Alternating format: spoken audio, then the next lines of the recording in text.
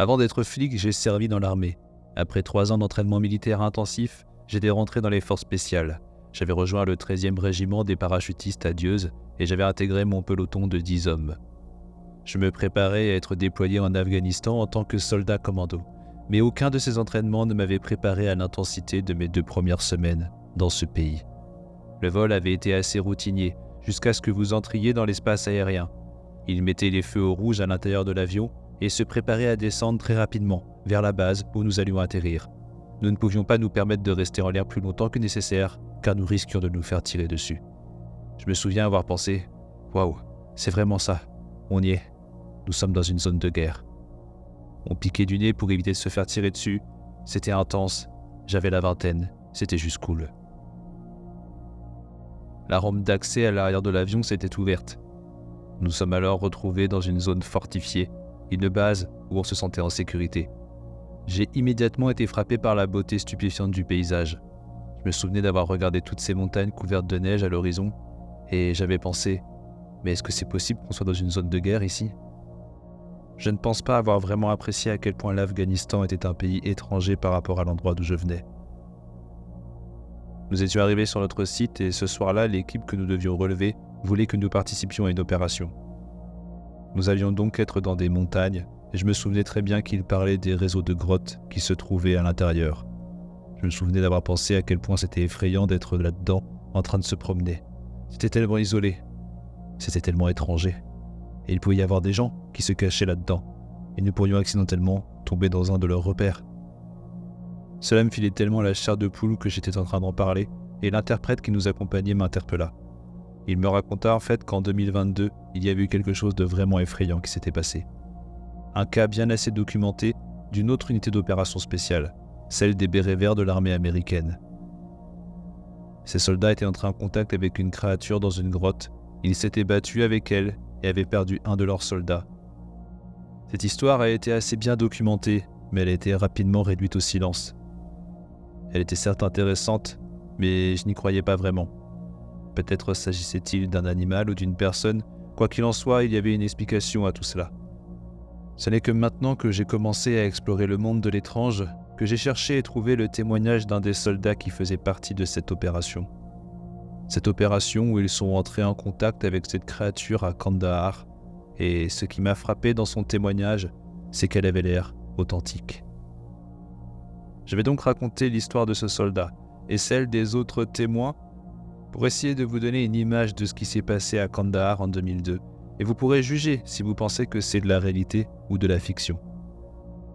Donc en 2002, toute une unité a disparu. Ils étaient en patrouille dans la chaîne de montagnes de Kandahar en Afghanistan et ils ont cessé d'utiliser leur radio. Ils ont cessé d'appeler. Personne ne savait ce qu'il se passait. Ils n'avaient pas appelé le commandement, signifiant qu'ils avaient besoin de soutien. En principe, dans toute unité militaire, si vous êtes en opération et que vous commencez à vous faire tirer dessus, vous envoyez un message radio spécifique à votre commandement supérieur. Ce qui signifie pour le commandement de mettre les avions en attente et de se préparer à envoyer des renforts. Ils doivent être prêts à vous soutenir à n'importe quel moment. Mais ils ne le font que si vous signalez que vous êtes dans une position défensive. L'idée qu'une unité disparaisse sans avoir fait appel à une équipe ou sans avoir communiqué sur un échange de coups de feu ou une embuscade est un peu étrange.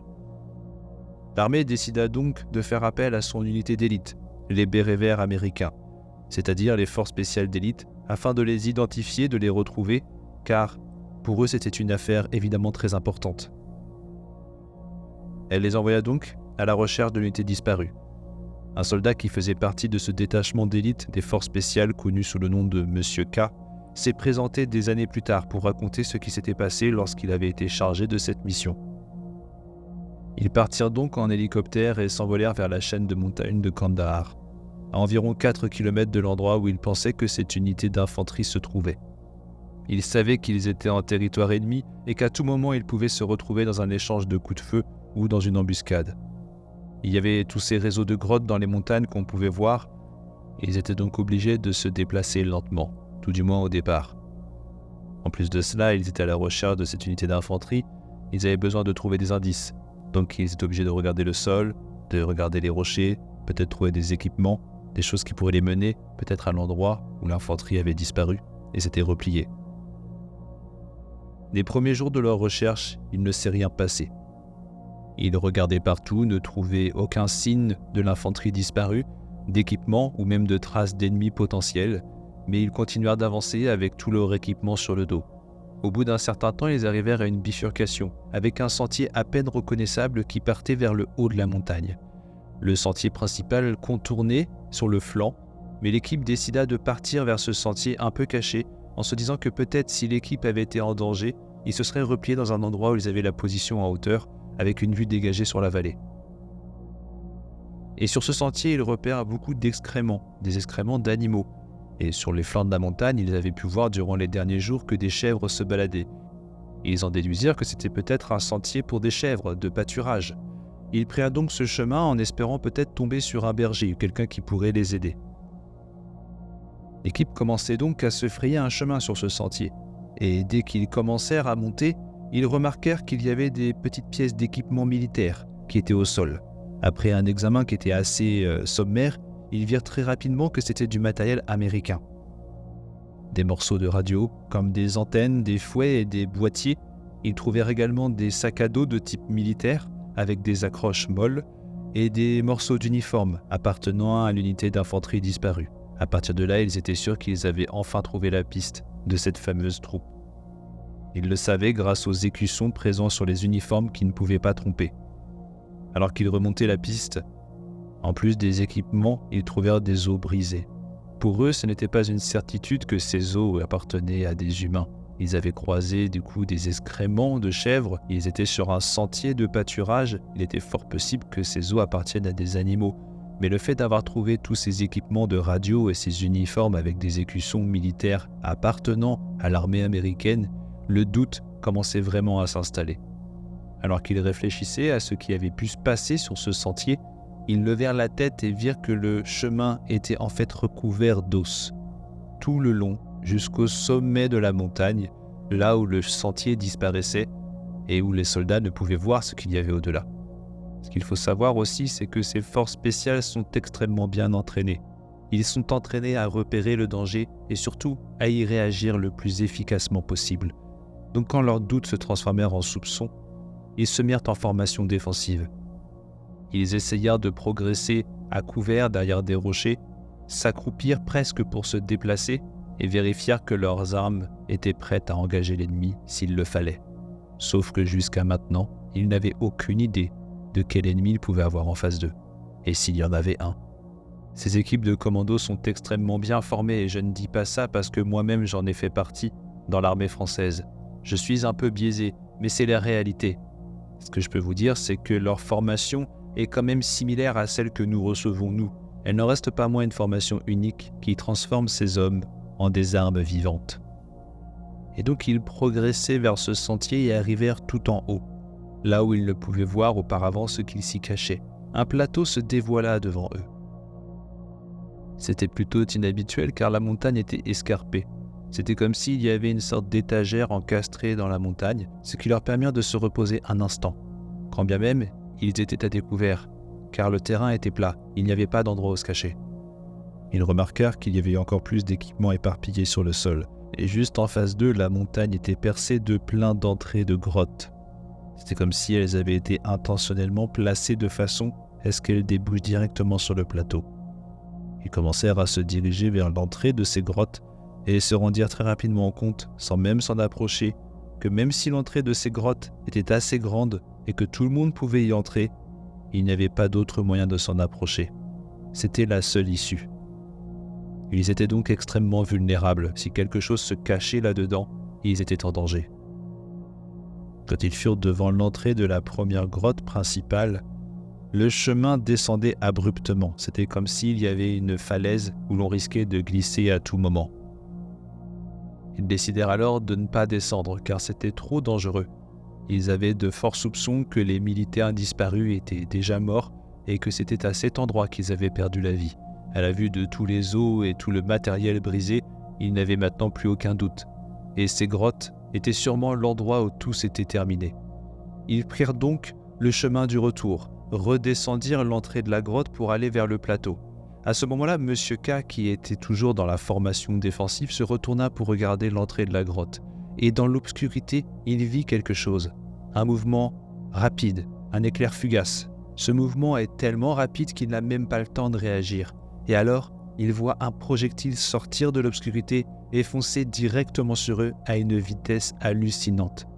Malheureusement, ce projectile heurtera le corps de Daniel, un des soldats de la formation.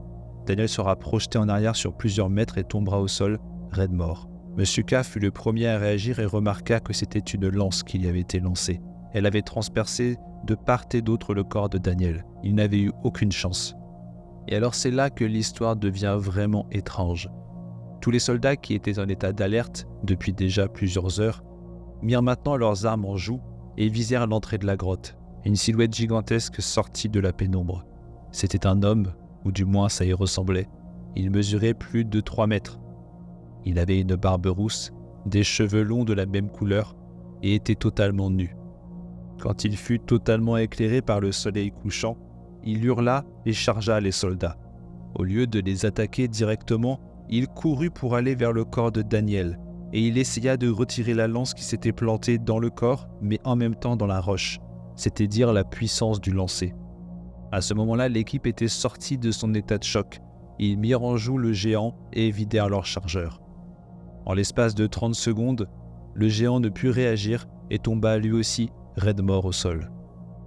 Daniel est mort. Le monstre est mort. Toute l'équipe se demande ce qui vient de se passer.